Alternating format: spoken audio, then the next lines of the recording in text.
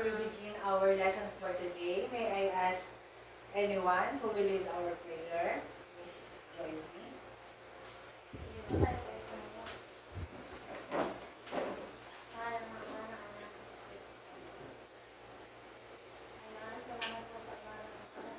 Salamat po sa araw na ito na magiging matapit ng grupo ng kumakapagal. Salamat po sa kalakasan na binibigay niyo sa amin, Lord. Ito po ang asamang tinala namin sa Panginoon Jesus. Okay. So, thank you. How are you today, class? Today we're going to tackle the life of our national hero, Dr. Jose Rizal. So, Dr. Jose Rizal was more than a writer. He was a patriot who fought with his pen. His novels, Noli Me Tangere and El Filibusterismo, exposed the injustices of Spanish colonial rule. So by studying Rizal, we see how education, courage, and civic responsibility can change the destiny of a nation. For our learning objectives, at the end of the lesson, you should be able to explain the significance of the Republic Act number 1425 or the Rizal Law. Second, understand how 19th century conditions influence Rizal's writings. Third, connect Rizal's ideals to present-day issues through reflection. So this means we won't just memorize facts, we will also learn how Rizal's teaching can guide us today. So for our activity, what do you know? I'm going to ask questions, okay? Number 1, who is the national hero whose life and works are required to be studied under RA number 1425? Anyone? Yes, Miss Joy? Jose Rizal. Okay, very good. Number 2, what is the official name of RA 1425? Miss Bernice. Rizal. Thank you, very good. Next, which novel of Rizal exposed the abuses of the Spanish friars? Miss Joy B. Letter C, ma'am. Noli Me Tangere. Okay, very good. Okay, now, why do you think students study Rizal today? Anyone? Yes, Miss Joy? We study Rizal because his values, love of country, courage, and responsibility remain relevant in solving modern issues like corruption, inequality, and lack of unity. Okay. So, another activity. As you can see, I have here some pictures. We will just state if he or she is an influencer or an hero. The first picture is Manny Pacquiao. Anyone? Yes, Miss Joy B. For me, ma'am, po ay both hero and influencer. Why? Kasi po si Manny Pacquiao po ay nag-represent po siya ng ating bansa sa iba't ibang country po. Okay, thank you. Next picture. Miss Bernice. Pastor, ano po siya? Influencer. Okay, thank you. Next. Miss Binamera. Jose Rizal po is a hero. Okay. Next. Miss Joy B. Si Ivana po, influencer. Okay, thank you. Very good. So at least, alam niyo kung paano ma-distinguish yung influencer from hero. Ano? So, influencers may inspire trends, but heroes inspire values that last for generations. So Rizal is a hero because his sacrifice and writing continues to shape our identity as Filipinos. So another activity, what qualities make a person influential? Miss Bernice. Pag may integrity, courage, and vision. Okay, very good. Like Dr. Jose number 2. How can ideas change society? Miss Joy. Ideas can change society to inspire reform and action, just like Rizal's novel. Okay. Number 3. Why do you think Rizal continues to influence Filipinos today? Miss Joy B? Because his ideals of education, justice, and nationalism remain timeless. Okay. So, for our lesson proper, unlocking Rizal Law. So, Rizal Law also, RA 1425, also known as Rizal Law, it was signed into the law on June 12, 1956 by President Ramon Magsaysay, authored by Senator Claro M. Recto, and sponsored by Senator Jose P. Laurel. It requires all public and private schools, colleges, and universities to study the life, works, and the writings of our national hero, Dr. Jose Rizal, especially Noli Me Tangere and Filibuster Telismo. Historical background, enacted after the Philippines gained independence, aimed to strengthen patriotism and nationalism among Filipino youth. Rizal's writings were believed to inspire love for country and freedom. So the law faced opposition because Rizal's novels criticized abuses during the Spanish colonial period. So despite debates, the law was approved with respect for religious beliefs.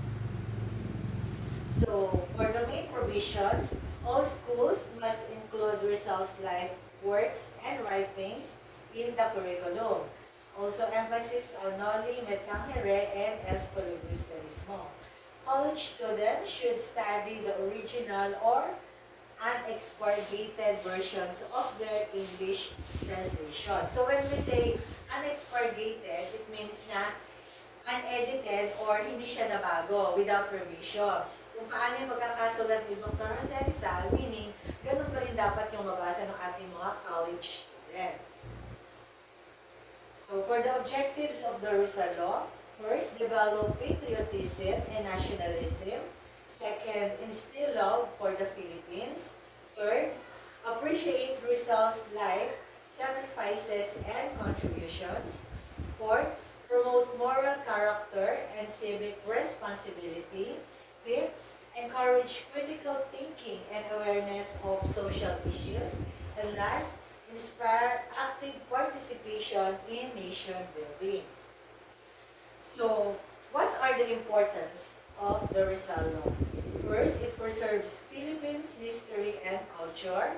Second, promotes responsible citizenship. Third, encourages critical and independent thinking. Fourth, inspire youth to serve the nation. And last, strengthens Filipino identity and national pride. So, what are the values promoted by the Rizal Law?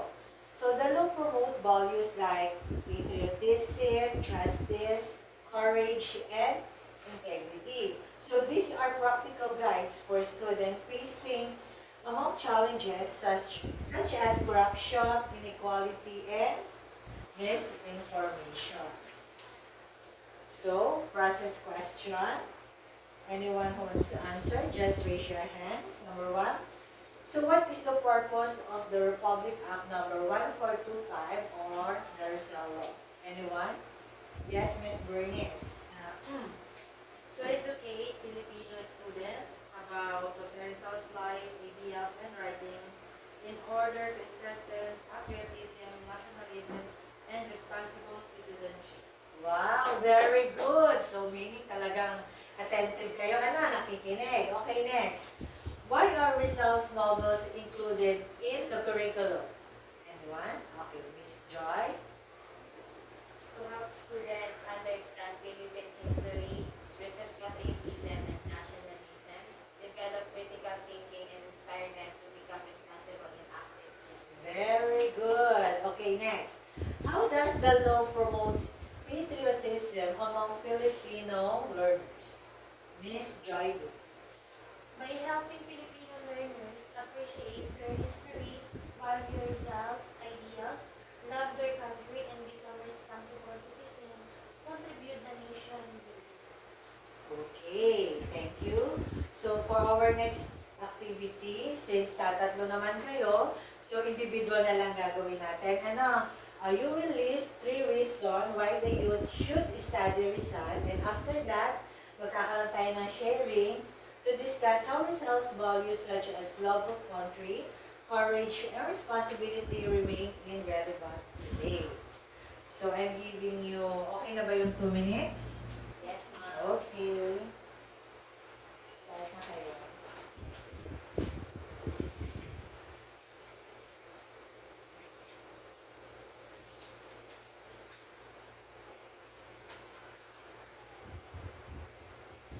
Okay, are you done, class? Yes, ma'am. Who wants to share first? Yes, Miss Joy B.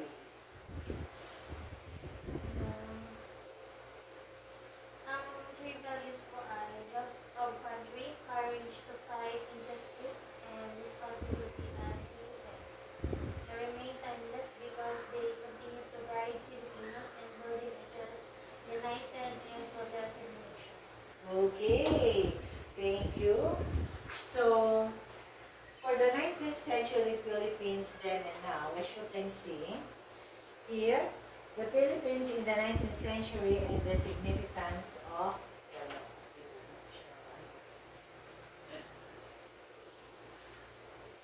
Social condition. Ako na lang. Okay, social condition, rigid social classes, discrimination and racism, limited access to education, influence of the church on daily life, political condition. The Philippines was a colony of Spain for more than 300 years. Filipinos had no political rights. Strict censorship expression of ideas was controlled. For the economic condition, wealth and opportunities were controlled by Spaniards and friars. Heavy taxes on Filipino and limited livelihood and trade freedom. For the cultural conditions, Spanish culture and language were imposed. Filipino customs and traditions were often disregarded, and lots of identity and suppression of native literature. So for now, on the 21st century, social condition, equal rights and opportunities, education is accessible to many, respect for diversity and human rights. For the political condition, the Philippines is a democratic republic. Citizens have the rights to vote and participate. Freedom of speech is protected. Economic condition, a growing economy with more job opportunities. Business and trades are more open. Continued challenge, inequality and poverty. And for the cultural condition, Filipino identity is celebrated and embraced. Arts, literature, and language continue to thrive, and we value our history while embracing progress. Okay, so we have another activity, an open letter. So your next task is to write an open letter to Filipino youth. Then you're going to explain the significance of the RA 1425, why Rizal matters, and how these ideals happen to today's issues. So this will help you connect history with your own voice. Get one, pass. You may start answering.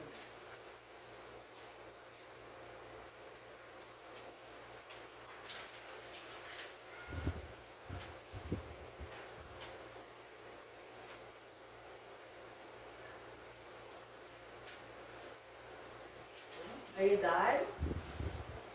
Okay. Pressure papers. So, for our conclusion, Republic Act number 1425 is more than just a law requiring the study of Jose Rizal. It is a law that seeks to mold Filipinos who are patriotic, responsible, and committed to the welfare of the nation. So by studying Rizal's life and writings, students gain a deeper appreciation of the Philippine history and are inspired to become active participants in building a better future for the country. So for our next activity, last na to, class. Okay, I'm going to ask question again. Number 1, what is the importance of the Republic Act number 1425? Yes, Ms. Verdes. It promotes nationalism and patriotism. Okay.